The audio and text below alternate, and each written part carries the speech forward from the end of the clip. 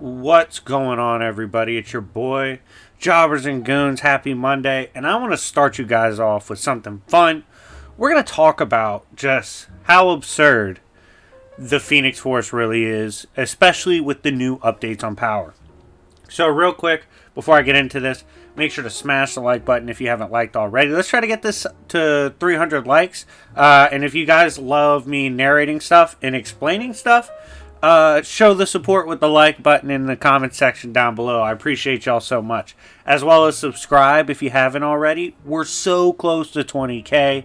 We're pushing forward.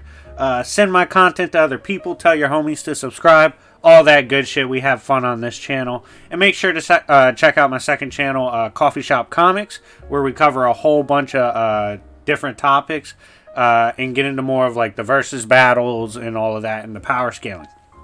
But today, we are going to be talking about power scaling, so it's whatever. But I appreciate y'all so much, and let's talk about this. So, one of the big things I'm undergoing right now that I'm super excited for the future of the channel is I'm reading all of Marvel modern works and all of modern DC works.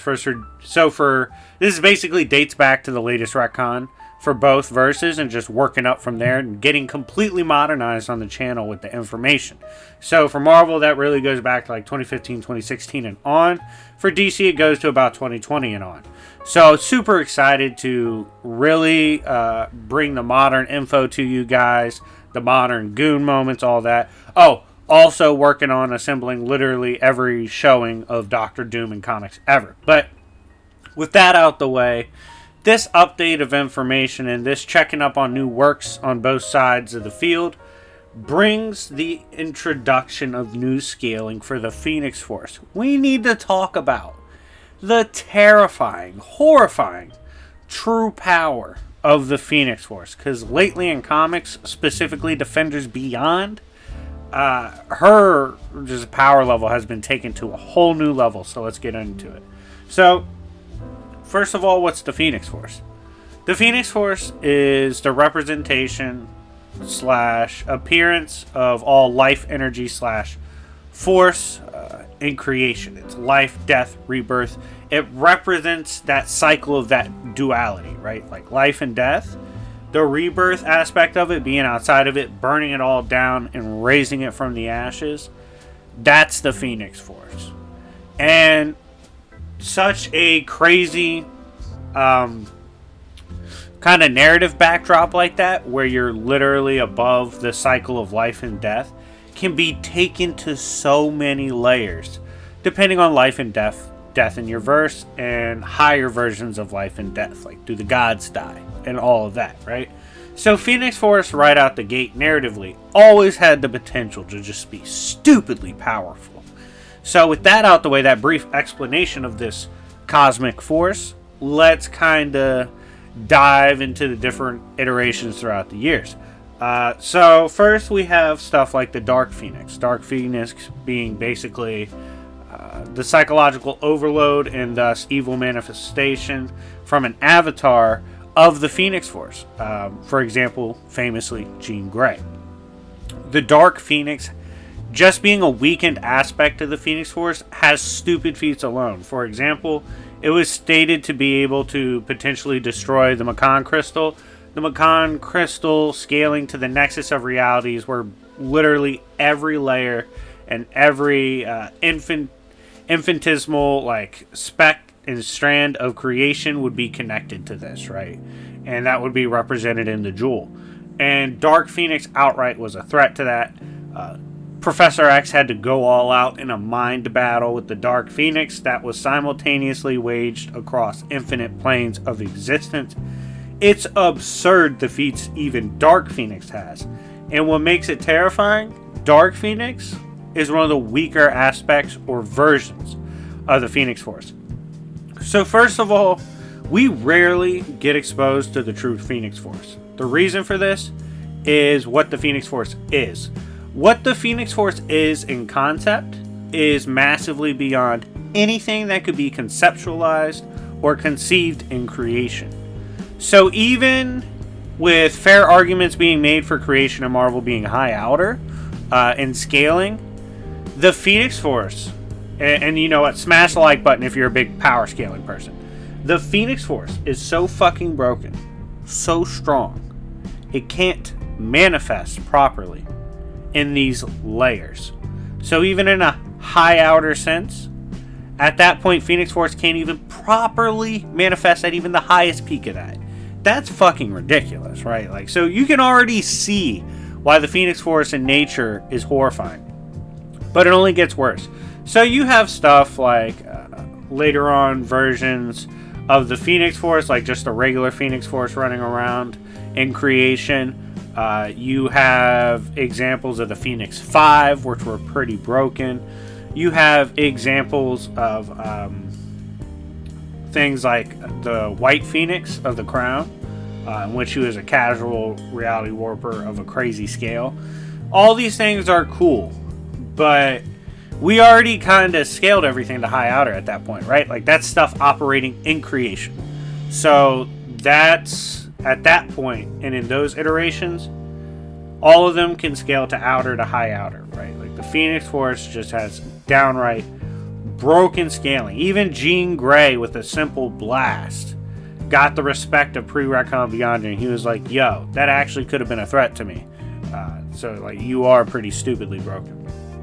So, we acknowledge all of this, and we acknowledge the fact that the Phoenix Force can't properly manifest in creation, so no matter how strong these versions I just spoke on are, they are still within creation. It's just not the same.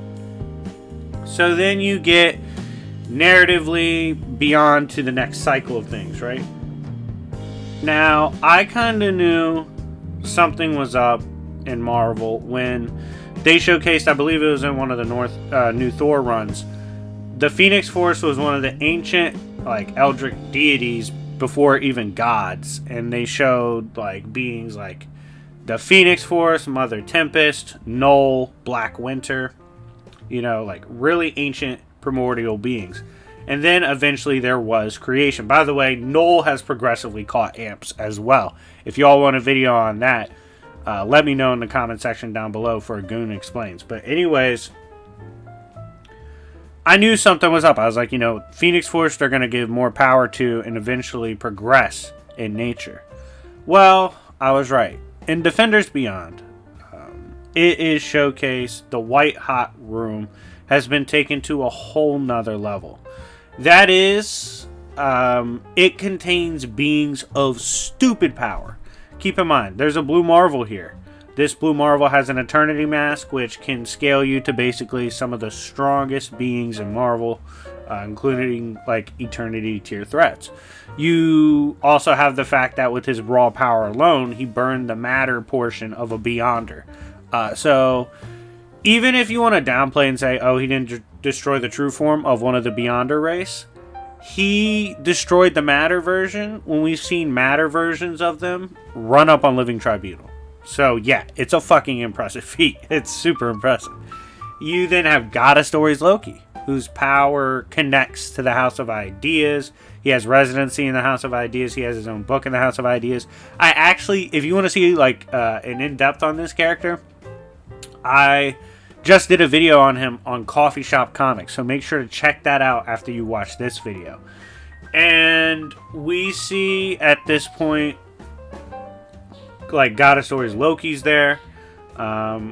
We also have Beyonder, who tanked his retcon, remembers everything, and has been showcased to be a part of a race that was created by Celestials to transcend the narrative and transcend the narrative of Celestials, who also have caught major amps. Like I said, modern Marvel and DC really needs to be covered, and I'm going to be the one to hopefully do that very well.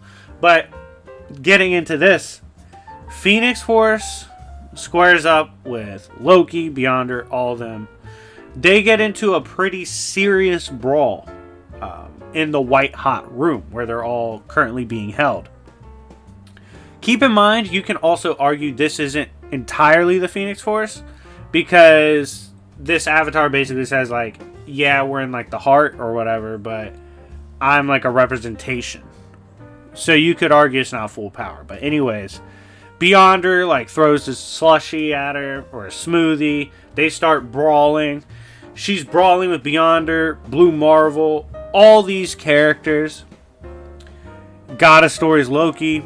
And eventually they end up falling into this abyss. And they find out that they, quote, died. They were burned by the Phoenix. So that's right. The Phoenix managed to damage and, quote, in at least one way, kill God of Stories Loki, Beyonder, Blue Marvel, all these characters.